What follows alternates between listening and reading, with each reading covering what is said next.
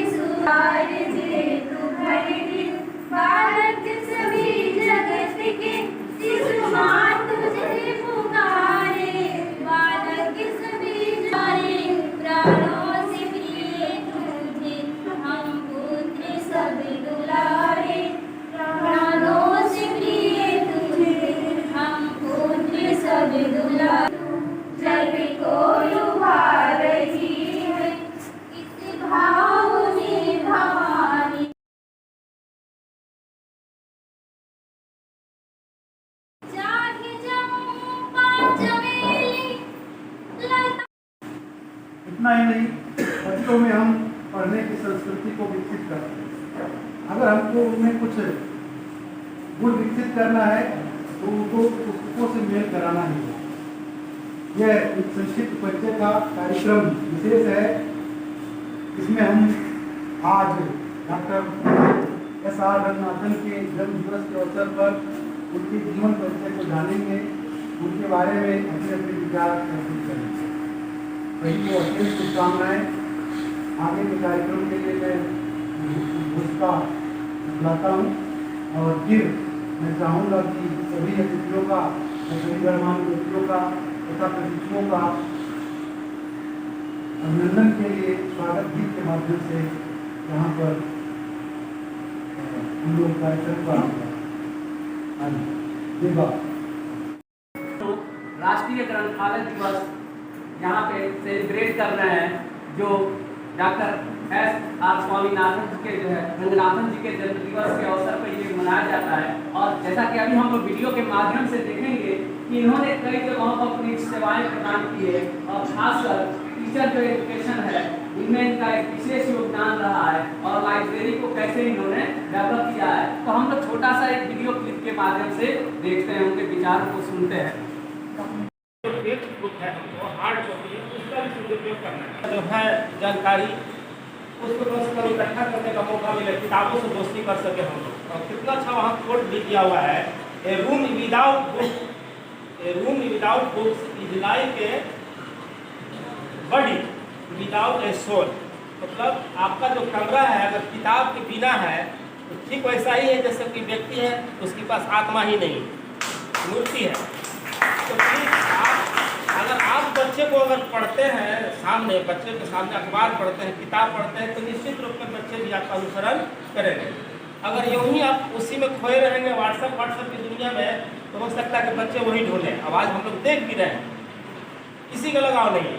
तो प्लीज ये जो हम लोग पिक्चर वगैरह देख के जो बुक्स की आदत हम लोग खुद बुक जो पढ़ना सीखे, अगर देखा जाए तो हम लोग भी सर कॉमिक बुक से ही सीखते होंगे ना सर।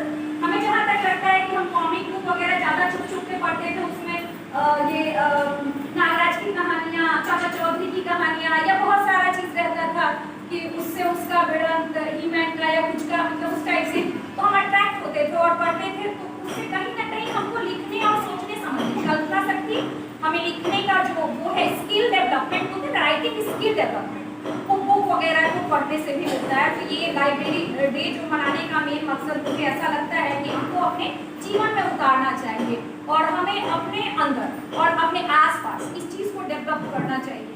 अभी हमारी एक बेटी जो है, मैंने अभी बोला कि नंदन चंपक का सबका ऐसे ऐसे करके उसने हर मंथ का रखा था और उसने इमोजी डाला रोते हुए।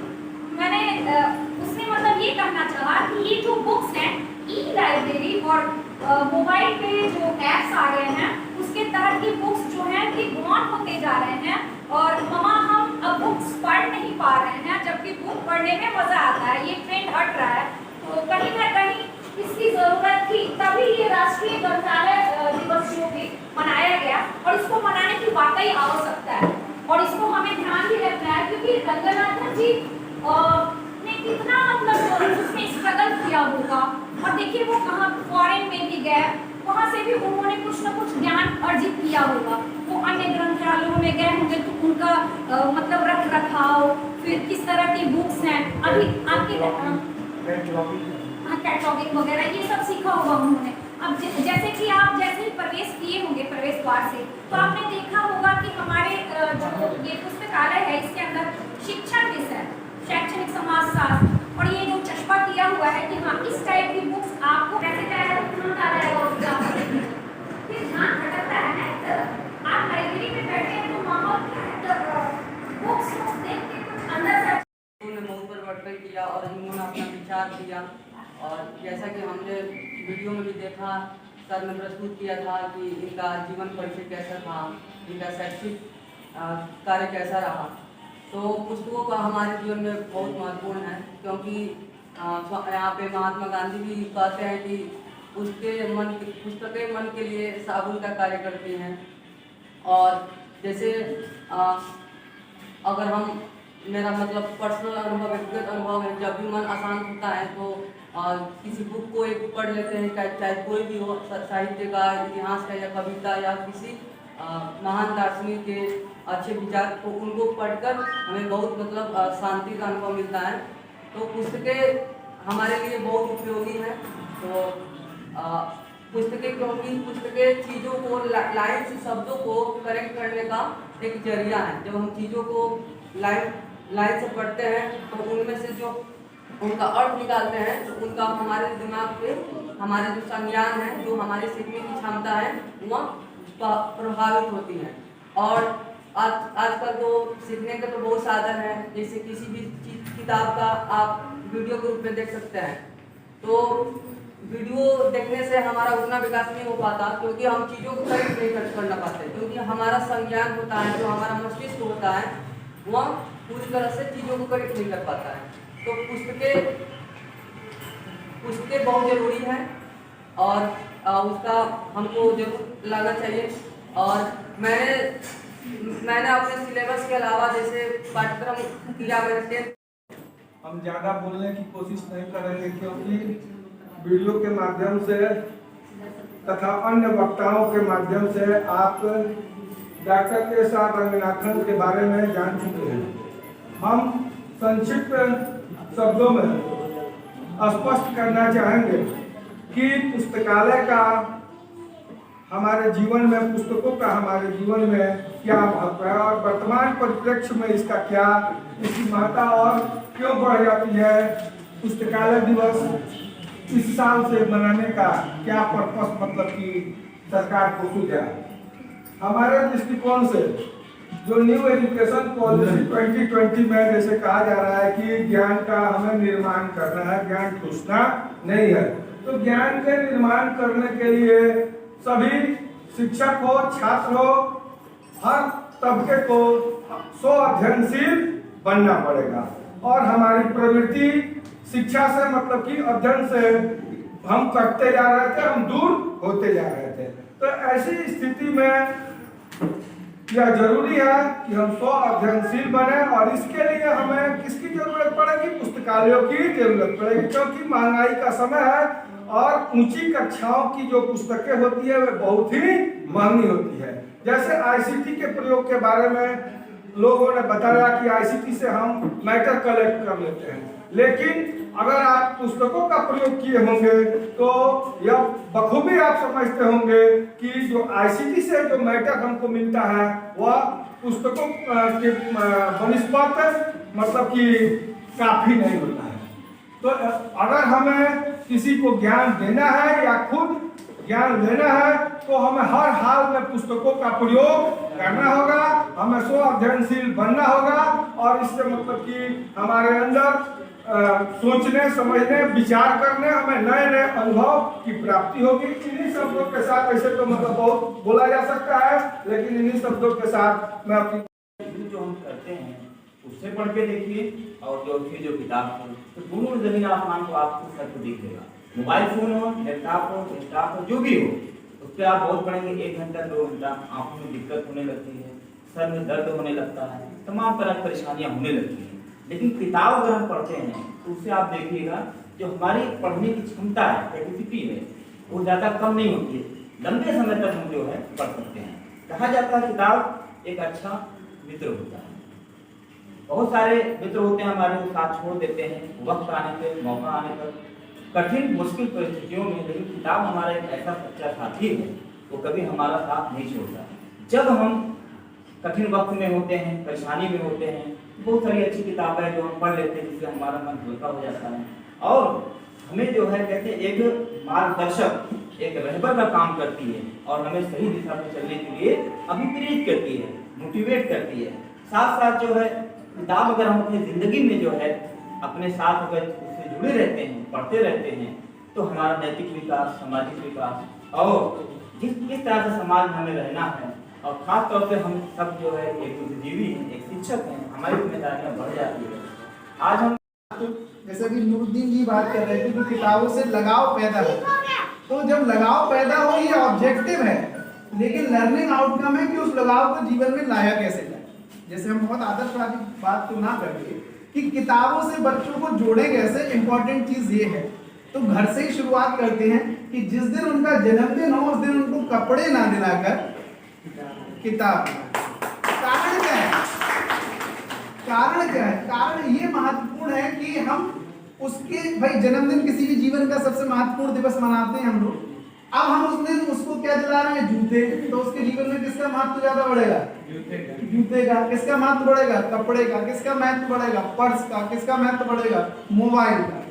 हम ये सब चीजें अपने बच्चों को लग्जरियस लाइफ प्रोवाइड करा सकते हैं, लेकिन यह दिन किताबें प्रोवाइड करने का कि जीवन में किताबों का महत्व कैसे स्थापित करें। तो स्थापित करने का महत्व है कि जिस दिन सबसे ज्यादा जरूरी आप उनके लिए दिवस मना रहे हैं, ये लर्निंग ऑब्जेक्टिव है।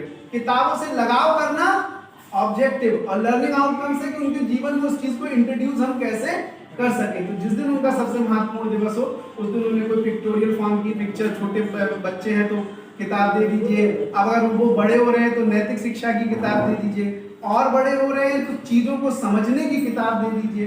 तो इस तरीके से हम उनके जीवन में किताबों के महत्व को स्वीकार कर सकते हैं। ये और बहुत दुर्भाग्यपूर्ण बात है, पांडे जी के साथ हम अभी पटना में रहे 2 दिन, तो किताबें लेने गए तो किताबें फुटपाथ पे बिक रही हैं, और हम लोगों ने जहाँ पर नाश्ता किया वो बहुत शानदार सा होटल था, गोकुल के नाम से पटना में। तो ये दुर्भाग्यपूर्ण स्थितियां हैं कि जहाँ से ज्ञान लेना वो फुटपाथ पे, और जो हमारे खाने पीने की चीजें हैं वो एक बहुत अच्छे शोरूम में रखी गई।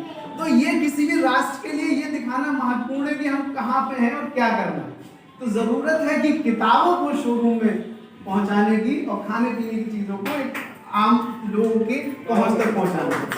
तो ये चीजें कैसे होगी? अब पढ़ने की संस्कृति कैसे विकसित करें? तो आप सभी शिक्षक हैं, आपसे उम्मीद ये करते हैं कि अपने विद्यालयों में, मान लीजिए आपके विद्यालयों में पुस्तकालय नहीं है, तब भी एक लर्निंग का कोना विकसित करें।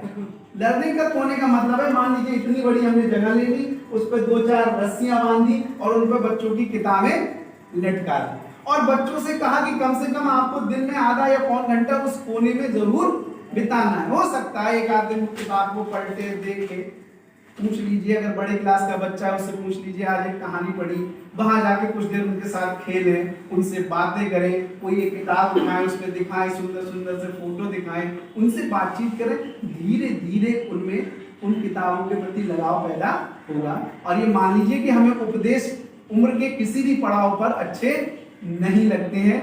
बच्चों की जो हम ये रोट लर्निंग कराते हैं, कर्नल विकास देवी कीर्ति को सुन रहा था, तो ये कहते हैं कि हम जो लोग लर्निंग कराते हैं कि निर्देश देना या उपदेश देना, ये लर्निंग का सबसे घटिया और वाहियात तरीका है।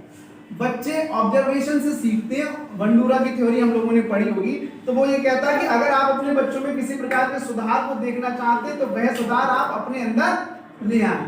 बच्चा मोबाइल चलाना क्यों सीख रहा है? क्योंकि हम अपने लेजर टाइम में मोबाइल का प्रयोग कर रहे हैं। हमने वो छोटा सा वीडियो देखा था कि जिस बच्चे को मां सुला रही, किताबों का वास्तविक जो शिक्षक है वो हमारी किताबें हैं, वास्तविक जो दोस्त है जीवन में हमारे लिए वो हमारी किताबें हैं। और अभी एक बात शर्मा जी कह रहे थे कि आज के टाइम में रोड पे किताबें बिक रही हैं और रेस्टोरेंट बड़े बड़े या हमारे जो यूज की सामग्रियां हैं वो बड़े बड़े शोरूम में हैं। जूता चप्पल सर, इसका जूता चप्पल दो तरह के इसको आप देख सकते हैं। जैसा कि एक शर्मा जी ने बताया, बिल्कुल सही बात है, मैं काफी सहमत हूं इस बात से, लेकिन उसका दूसरा पहलू है और इसका तीसरा चौथा पांचवा भी पहलू हो सकता है। दूसरा पहलू जो मैं बताने की कोशिश करूंगा ये कि किताबें फुटपाथ पे इसलिए भी बिक रही हैं कि ज्ञान कहीं से भी लिया जा सकता है, किसी भी कचड़े के डिब्बे से लिया जा सकता है, किसी भी गंदगी से लिया जा सकता है, किसी भी नाकाम व्यक्ति से लिया जा सकता है। उस किताब को वहाँ बिकने का महत्व खत्म नहीं हो रहा है। आप अपने स्टूडेंट लाइफ को जरा जीने का कोशिश करिए कि हम जिस समय हमारे पास पैसे नहीं रहते थे तो क्या हम बड़े शोरूमों में किताबें बिकेंगी तो ले पाएंगे? आज भी हम अपनी जरूरत की चीजें शोरूम से नहीं खरीदते हैं। आज भी हम फुटपाथ पर बिकने वाले ही फल, सब्जियां, खाने की चीजों का उपयोग करते हैं। महत्व तो किसी का कम नहीं है, फुटपाथ पे है। ये हमको दर्शाता है कि हम ज्ञान कहीं से ले लें और कहा जाता है कि आप उनसे भी सीखिए जिन्हें कुछ नहीं आता है। जितनी भी फिलॉसफी को आप पढ़ेंगे सबका यह निष्कर्ष पाएंगे कि जीवन का जो दर्शन है वो प्रत्येक व्यक्ति का अपना है, चाहे वो पढ़ा लिखा है या नहीं है। लेकिन हमें अपने जीवन में किताबों का संग्रह करना है। जीवन में हम इस किताब के साथ जुड़े। जिस तरीके से हम अब किताबों से दूर भाग रहे हैं, हमारा जो पुराना इतिहास रहा है, गौरवशाली रहा है कि नालंदा में इतने बड़े बड़े हमारे वहाँ लाइब्रेरी हुआ करता था। लेकिन वर्तमान समय में आज अगर एशिया की सबसे बड़ी आप लाइब्रेरी का जिक्र करेंगे तो भारत नहीं है। चाइना की लाइब्रेरी है जो सबसे बड़ी है पूरे एशिया में, और हमारे वहाँ अगर भारत की बात की जाए तो दो सबसे बड़ी लाइब्रेरी है, एक कलकत्ता में है और एक दिल्ली पब्लिक लाइब्रेरी है दूसरे नंबर पे। और आप देख रहे हैं कि विभिन्न प्रयास किए जा रहे हैं सरकारी स्तर पे कि हमारे बच्चे ग्रामीण स्तर पे, ब्लॉक स्तर पे, जिले स्तर पे लाइब्रेरी स्थापित की जा रही है ताकि उस चीज को सब तक पहुंचाया जा सके। बहुत सारे ऐसे ज्ञान हैं जो किताबों में भरे पड़े हैं। और इस लाइब्रेरी डे जो हम पुस्तकालय दिवस मना रहे हैं, इसमें एक चीज और इंक्लूड मैं कर दूं कि सिर्फ हमें पुस्तकें पढ़नी ही नहीं है, हमें उन चाणक्यों और बड़े बड़े गुरुओं की जरूरत है जिस समय उन्होंने लिख दिया पुस्तक। और आज हम चाणक्य नीति का बात करते हैं, पंचतत्व की बात करते हैं, और आप अगर साहित्य में देखेंगे तो सूरदास की किताबें, तुलसी की किताबें, रामायण और महाभारत की बात, इतनी श्रेष्ठ रचनाओं को उन्होंने किया, तो क्या वर्तमान समय में ऐसी श्रेष्ठ रचनाएं नहीं की जानी चाहिए? हम इससे और क्या हों, लेखन के प्रति हमारी जिज्ञासा बढ़नी चाहिए और हम सभी एक प्रयास करें कुछ न कुछ लिखने का। और हम सभी की सोच होनी चाहिए कि हम भी अपने जीवन में एक पुस्तक जरूर लिखेंगे। और आज हम ये आपसे उम्मीद करते हैं और ये आपसे गुजारिश भी करते हैं कि दृढ़ संकल्पित होइए कि आप भी एक किताब कम से कम अपनी लाइफ में जरूर लिखेंगे। वो आपकी आत्मकथा हो, आपके साहित्य की रचना हो, लाइब्रेरी डे मनाना तभी सफल होगा जो ये महान जो दार्शनिक हैं, आप कह सकते हैं रंगनाथन जी, इन्होंने अपने जीवन में जो प्रयोग किया सूचना और विज्ञान के क्षेत्र में, पुस्तकालय के क्षेत्र में, वो ये चाहते हैं, हमारी सरकार चाहती है और हम सभी की इच्छा है कि हमारी अच्छी क्वालिटी की पुस्तकें आए। जिस तरीके से हम क्वालिटी एजुकेशन की बात करते हैं तो कैसे आएगी? जब क्वालिटी के स्तर की पुस्तकें रहेंगी। आप मीडिया की जो बात कर रहे हैं, सूचना तकनीकी जिस तरीके से हावी हो रही है, आज मोबाइल का प्रयोग किया जा रहा है बड़े स्तर पे, और हम कम समय में अधिक ज्ञान को अर्जित कर लेते हैं। पुस्तकों में क्या है कि लंबे समय से जितने लोग बैठे हैं, ये यकीन मानिए, अगर वीडियो बंद कर दीजिए तो मैं दो बातें और कर दूं क्योंकि रिकॉर्डिंग अनरिकॉर्डिंग बात नहीं होनी चाहिए। सब लोग रिकॉर्डिंग बंद कर दीजिए। अब तक की लाइफ में वो भी एक मैथमेटिशियन थे और मैं भी मैथमेटिशियन हूँ। ये मेरे लिए बहुत बड़ा सौभाग्य है। हमारे कमिटे में और जाहिर सी बात है हमें कुछ शब्द बोलने चाहिए, क्योंकि इनका जन्म मद्रास तमिलनाडु में हुआ और 12 अगस्त 1893 में इन्होंने उनका जन्म हुआ और गणित के विषय थे और गणित के प्रोफेसर कौन है? मुझे देंगे।